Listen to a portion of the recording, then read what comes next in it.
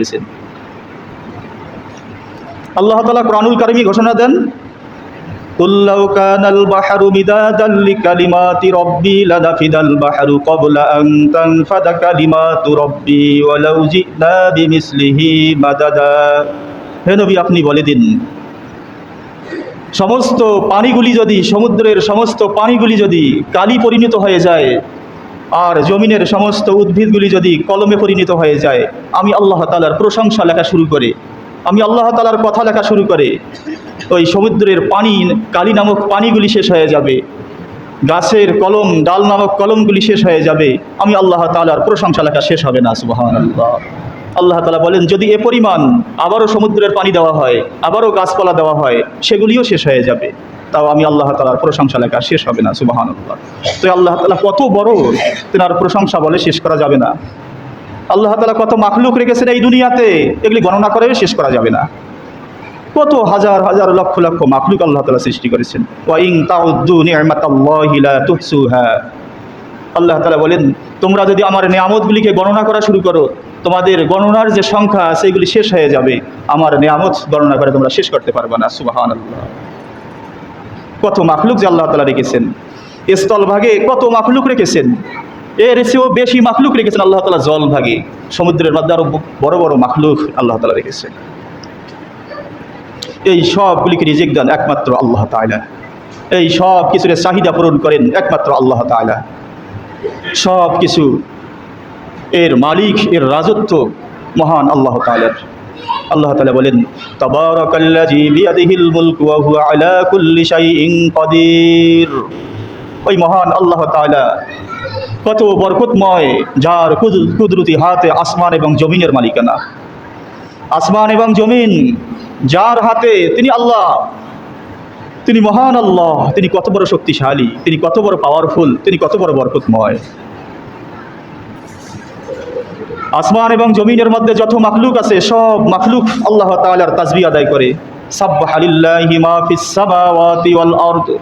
সাব্বাহা, আল্লাহ তাআলার তাসবিহ আদায় করে। মা ফিস সামাওয়াতি ওয়াল আরদ, আসমান এবং জমিনে যত মাখলুক আছে সবগুলি আল্লাহ তাআলার তাসবিহ আদায় করে। সুবহানাল্লাহ। কিছু মাখলুককে আল্লাহ তাআলা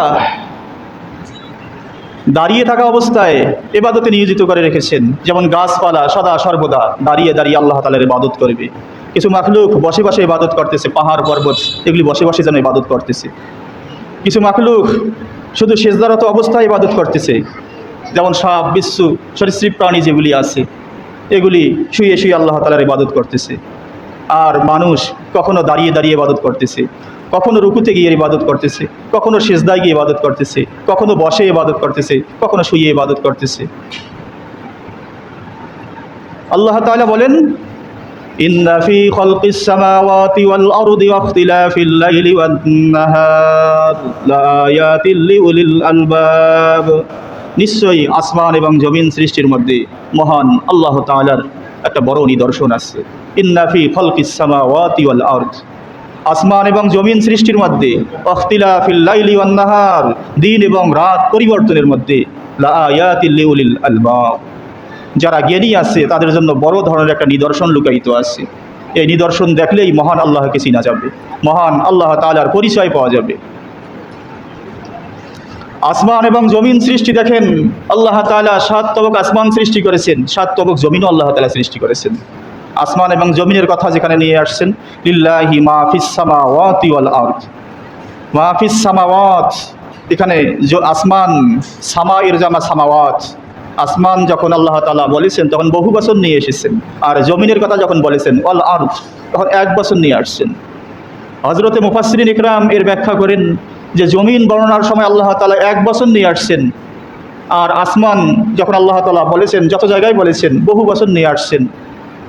এর মধ্যে রহস্য কি? যে আল্লাহ তাআলা আসমান সৃষ্টি করেছেন 7 তবক, জমিনও সৃষ্টি করেছেন 7 তবক। আসমানের সময় আল্লাহ তাআলা বহু বচন ব্যবহার করছেন, জমিনের সময় এক বচন ব্যবহার করছেন। যে আসমান যে আল্লাহ তাআলা সৃষ্টি করেছেন এগুলি হলো মুখতালিফুল হাকায়েক। 7 আসমান আল্লাহ তাআলা 7 ধরনের আশিয়া দ্বারা, জিনিস দ্বারা আল্লাহ তাআলা সৃষ্টি করেছেন। আর 7 জমিন আল্লাহ তাআলা একই জাতীয় জিনিস দিয়ে আল্লাহ তাআলা সৃষ্টি করেছেন।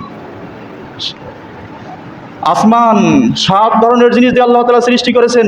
ওয়ালাকাদ যায়্যানাস সামাওয়াতি ওয়াল আরদ, আল্লাহ তাআলা আসমানকে সুসজ্জিত করেছেন তারকারাজি দ্বারা, লাইটিং করেছেন তারকারাজি দ্বারা। ওয়ালাকাদ যায়্যানাস সামা, যায়্যানা মুযায়্যান করেছেন, সুসজ্জিত করেছেন আসমানকে তারকারাজি দ্বারা।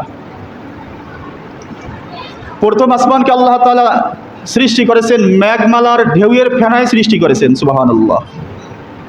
এই জমিন থেকে প্রথম আসমান,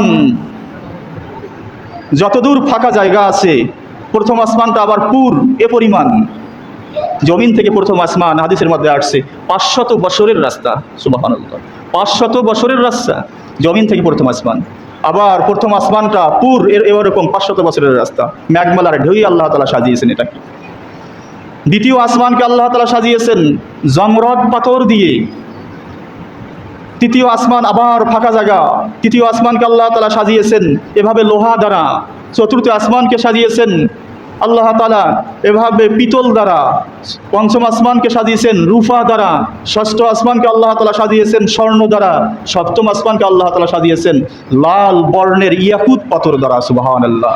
7 আসমানকে আল্লাহ তাআলা 7 ধরনের জিনিস দিয়ে সাজিয়েছেন। তা আসমান এবং জমিন সৃষ্টির মধ্যে মহান আল্লাহ তাআলার একটা নিদর্শন লুকায়িত আছে। হযরত ইব্রাহিম আলা নবিয়্যিনা আলাইহিস সালাতু ওয়াস সালাম নমরুদের সঙ্গে একবার কথা বলতেছেন। নমরুদ সে বলতেছে যে আমারও শক্তি অনেক, আমি অনেক কিছু করতে পারি। আল্লাহ তাআলার সৃষ্টি নিয়ে এসে ঝগড়া শুরু করছে হযরত ইব্রাহিম আলাইহিস সালামের সঙ্গে। ইব্রাহিম আলাইহিস সালাম বলে, আমার রব তিনি তো মানুষকে জীবন দান করেন এবং মানুষকে তিনি মউত দেন, ইউহয়ী ওয়া ইউমীত। নমরুদ তার কয়েদখানা থেকে 2 জন মানুষকে বের করে নিয়ে আসলো, তার জেলখানা থেকে 2 জন মানুষকে বের করে নিয়ে আসলো। একজনকে কতল করে দিল, আরেকজনকে ছেড়ে দিল, দিয়ে বলল ক্বালা আনা উহয়ী ওয়া উমীত, আমিও জীবন দেই, আমিও মানুষকে মউত দেই। যাকে ছেড়ে দিল কয়েদখানা থেকে বের করে নিয়ে এসে বলল আমি তাকে জীবন দিলাম। যাকে মেরে ফেললো বলতেছে আমি তাকে মেরে ফেললাম। নাউজুবিল্লাহ। জীবন দেওয়া আর মউত এর অর্থ কি এটাই কি হাকিকি অর্থ? তখন ইব্রাহিম আলাইহিস সালাম বলল, ক্বালা ইব্রাহিমু ইন্নাল্লাহা ইয়াতি বিশ-শামসি মিনাল মাশরিকি ফাতি বিহা মিনাল মাগরিবি, যে আবার আল্লাহ তো পূর্ব দিক থেকে সূর্যকে উদিত করেন, পশ্চিম থেকে নিয়ে যান। তুমিও যদি পারো, তোমারও যদি শক্তি থাকে, তুমি পশ্চিম দিক থেকে সূর্যকে উদিত করে পূর্ব দিকে নিয়ে যাও। ফাবুহিতাল্লাযী কাফার, সে একেবারে লাজবাব হয়ে গেল, হতভম্ব হয়ে গেল, জবাব দেওয়ার মতো কোনো কিছুই থাকলো না। তা মহান আল্লাহ তাআলা আসমান এবং জমিন সৃষ্টির মধ্যে অনেক বড় একটা নিদর্শন লুকায়িত রেখেছেন। দিন রাত পরিবর্তনের মধ্যে বড় ধরনের একটা নিদর্শন রেখেছেন। আশ-শামসু তাজরি লিমুস্তাকাররিল লাহা যালিকা তাকদীরুল আজিজিল আলীম ওয়াল কমারা কদ্দারনাহু মানাজিলা হাত্তা আদা কাল উরজুনিল কদীম। আল্লাহ তাআলা এই সূর্যকে বানিয়েছেন, সূর্যের একটা গতিপথ, কক্ষপথ রেখেছেন। পূর্ব দিকে উদিত হবে, পশ্চিম দিকে যাবে।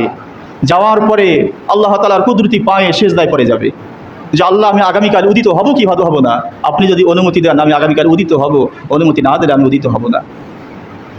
এভাবে চন্দ্র প্রতিদিন উদিত হয়, অস্ত যায়, আল্লাহ তাআলার অনুমতি নিয়ে তারপরে উদিত হয়, অস্ত যায়, আবার আল্লাহ তাআলার অনুমতি নিয়ে তারপরে উদিত হয়।